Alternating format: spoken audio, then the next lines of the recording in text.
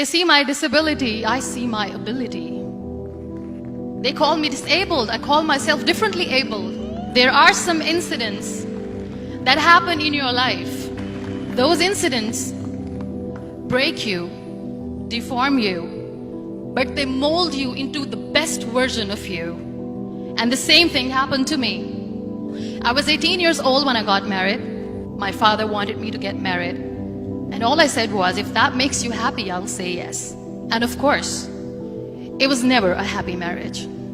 Just about after 2 years of getting married, I met a car accident. Somehow my husband fell asleep and the car fell in the ditch. He managed to jump out, saved himself. I'm happy for him. But I stayed inside the car and I sustained a lot of injuries. The list is a bit long, don't get scared. The wrist was fractured. Shoulder bone and collarbone were fractured. My whole rib cage got fractured. And because of the rib cage injury, lungs and liver were badly injured. I couldn't breathe.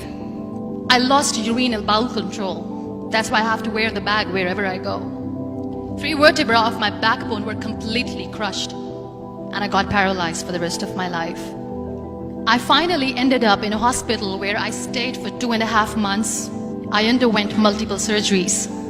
One day, doctor came to me and he said, well, I heard that you wanted to be an artist, but you ended up being a housewife. I have a bad news for you.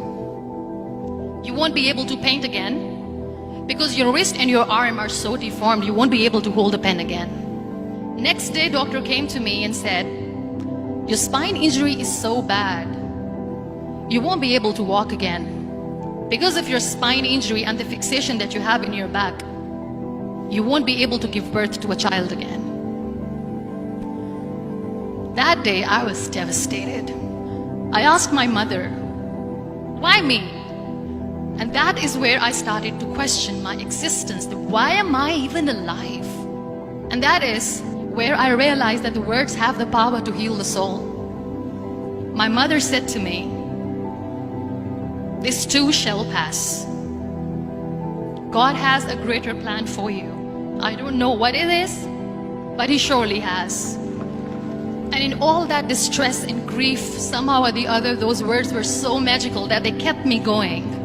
One day I asked my brothers, I know I have a deformed hand, but I'm tired of looking at these white walls in the hospital and wearing these white scrubs. I'm getting tired of this. I want to add more colors to my life. I want to do something. Bring me some colors, bring me some small canvas. I want to paint. So the very first painting I made was on my deathbed, where I painted for the very first time. It was not just an art piece or just my passion. It was my therapy. And then I was discharged and I went back home. And I went back home and I realized that I have developed a lot of pressure ulcers on my back and on my hip bone. I was unable to sit. There were a lot of infections in my body, a lot of allergies. So doctors wanted me to lie down on the bed straight for not 6 months, for not 1 year, for 2 years. I was bedridden, confined in that one room, looking outside the window, listening to the birds chirping, and thinking maybe there will be a time when we'll be going out with the family and enjoying the nature. That was the time where I realized how lucky people are. That is the time where I realized that the day I'm going to sit, I'm going to share this pain with everyone to make them realize how blessed they are, and they don't even consider them lucky. That day I decided that I'm going to fight my fears. We all have fears. Fear of unknown, fear of losing people, fear of losing health, money. We want to excel in career, we want to become famous, we want to get money. We are scared all the time. So I wrote down one by one all those fears. And I decided that I'm going to overcome these fears one at a time. You know what was my biggest fear? Divorce. I was trying to cling on to this person who didn't want me anymore, but I said no. I have to make it work. But the day I decided that this is nothing but my fear, I liberated myself by setting him free. And I made myself emotionally so strong that the day I got the news that he's getting married, I sent him a text that I'm so happy for you and I wish you all the best. And he knows that I pray for him today. Number 2 was, I won't be able to be a mother again. And that was quite devastating for me. But then I realized there are so many children in the world, all they want is acceptance.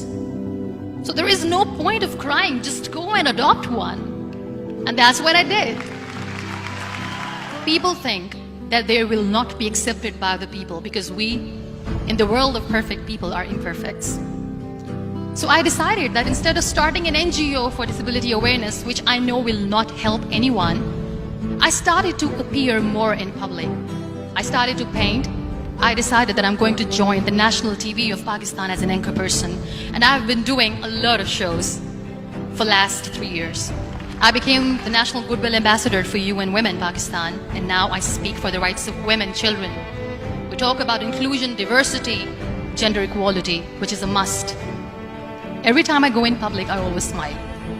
It's always a big toothy smile on my face, and people ask me, don't you get tired of smiling all the time? What's the secret? I always say one thing, that I have stopped worrying about the things that I have lost, the people that I have lost. Things and people who were meant to be with me are with me. And sometimes, somebody's absence makes you a better person. Cherish their absence. It's always a blessing in disguise. Live your life fully. Accept yourself the way you are. Be kind to yourself. Be kind to yourself. I'll repeat, be kind to yourself, and only then you can be kind to others. Love yourself and spread that love.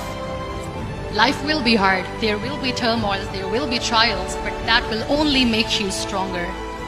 So when you accept yourself the way you are, the world recognizes you. It all starts from within.